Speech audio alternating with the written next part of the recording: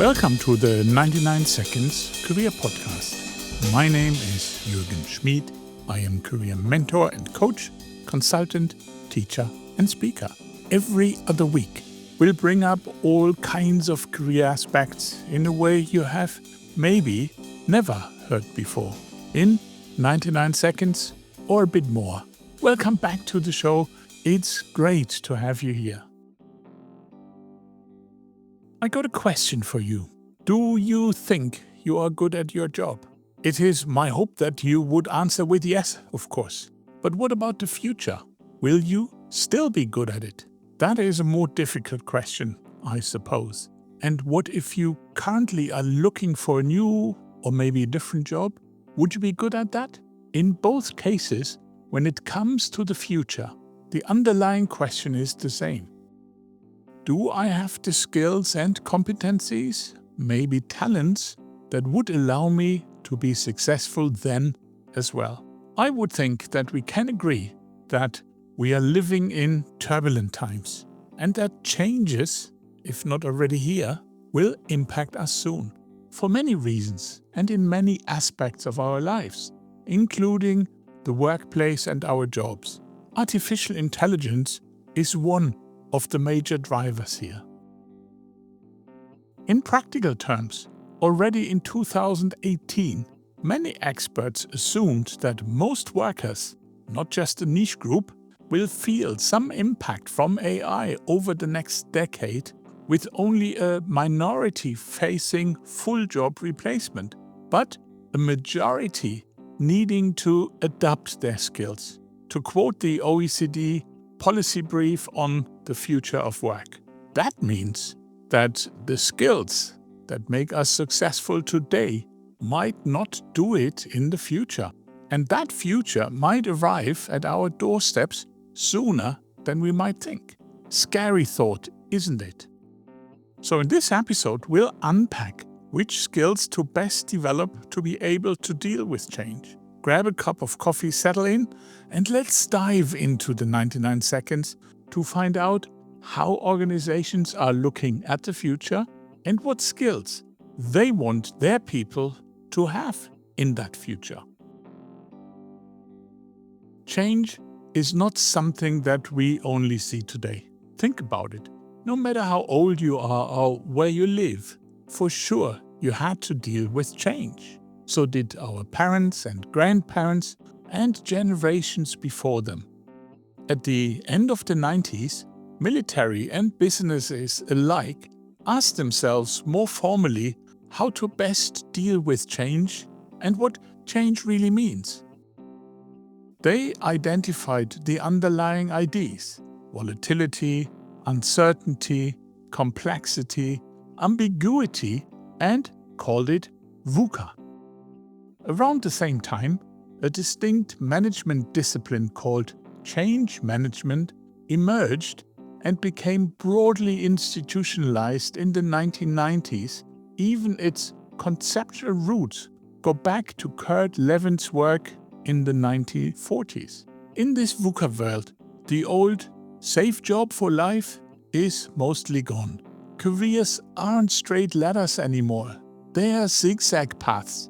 Projects, new roles, even new professions. So, when you feel the ground moving under your career, it's not just you, it's the VUCA world at work. Unstable, yes, but full of new chances if you're willing to evolve. What really counts in this context is your ability to adapt, keep learning, stay curious, and move when things shift. Sounds logical, right? But learning what? Which skills to develop? Let's look at how artificial intelligence, for example, is changing the skills we need at work. AI is taking over more routine tasks. So the value shifts to what humans do best: thinking, deciding, and connecting. Critical thinking, creativity, and good judgment become more important because we choose the questions and the actions. Communication, empathy, and collaboration also matter more because trust and relationships can't be automated. For your career, That means two things. Learn to use AI as a tool and keep strengthening your human skills. If you can do both, AI becomes a booster for your work, not a threat. But let me be a bit more specific. Which human skills are we thinking of? What do organizations see as being required in the future? I now want to take you on a quick trip into the future of work, guided by one of the big players that loves to think about it, the World Economic Forum, or WEF. They regularly bring together business leaders, politicians, and experts. And one of their key questions is, which skills will we actually need tomorrow?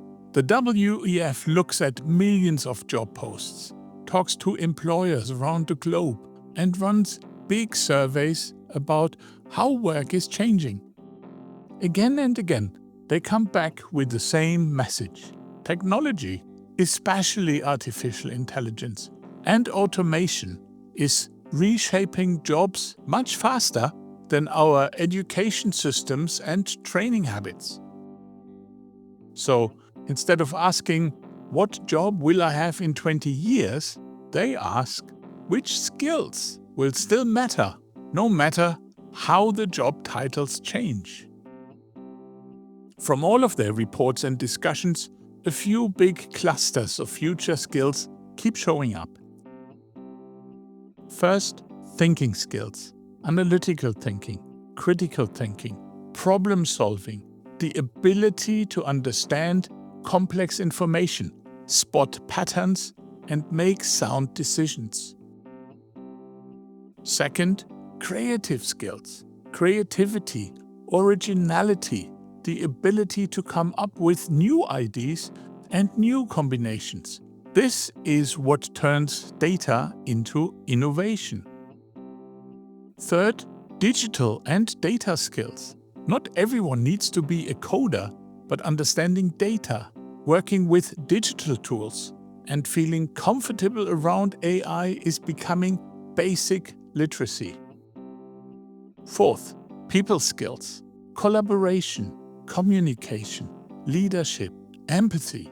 As more technical tasks are automated, human interaction, negotiation, and building trust becomes more central.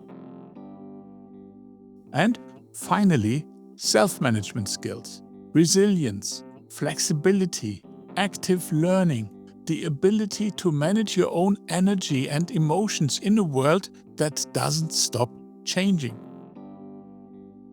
From their point of view, careers in the future don't move in straight lines. Instead, they're built on a portable toolbox of skills that you carry from project to project, role to role, and sometimes country to country.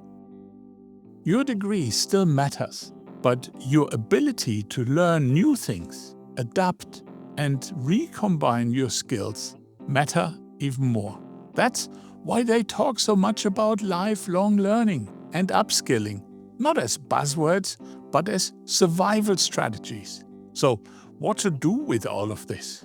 You don't need to read every WEF report, but you can steal their core idea.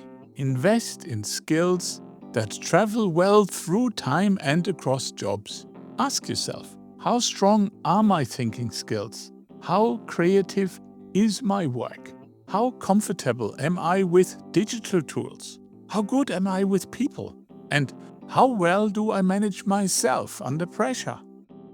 Then pick one area and deliberately practice it through a course, a side project, mentoring, or simply by changing how you work tomorrow. The World Economic Forum can't predict the future perfectly. Nobody can. But their work on the skills of the future gives us a useful compass. Think deeper, create more, go digital, connect better, and keep learning. If you treat those skills as your real career capital, you're much better prepared for whatever job titles come next. Any thoughts on this? Maybe you want to share your career stories and challenges with me. Good idea. Let's continue the conversation. If you like my approach towards career and professional development and want to get some more personalized guidance, please reach out. I'm here to help. And please don't forget to subscribe, leave a comment, and share this episode with someone who could use a little extra career inspiration. Hope you enjoyed listening, and you will come back again in 2 weeks. We will then talk about something most of us find difficult: knowing when to say no and setting boundaries in the workplace. Curious? Be sure to tune in for our next episode. But for now, thank you for listening and thinking along. I wish you success for the paths you're following or creating. My name is Jürgen Schmid, and until next time, be the difference, remain curious, and shine.